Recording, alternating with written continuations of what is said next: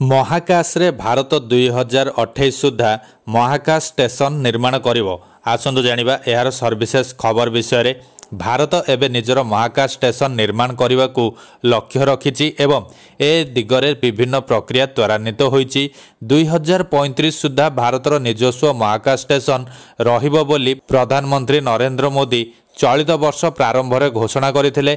भारतीय महाकाश गवेषणा संस्था तथा इसरोर अध्यक्ष एस सोमनाथ एही महत्वाकांक्षी लक्ष्यर अग्रगति संपर्क में सूचना देई कहिसंति जे 2028 सुधा महाकाश स्टेशन प्रथम पर्याय निर्माण हेबो। आमे वर्तमान एहाकु डिजाइन करूछु। स्पेस स्टेशन प्रथम पर्याय 2028 सुधा निर्माण करबाकू पड़िबो।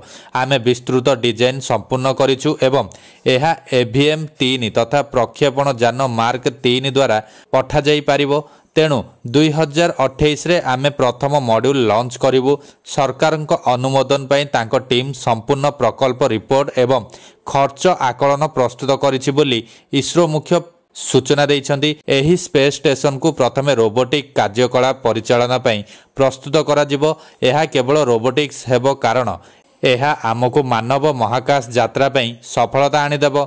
दीर्घ समय धरी कार्य करिबा पई बहुत आत्मविश्वास सृष्टि करने को पड़िबो। समस्त प्रक्रिया सहित पूर्णांग महाकाश स्टेशन 2035 रे ही संभव हेबो।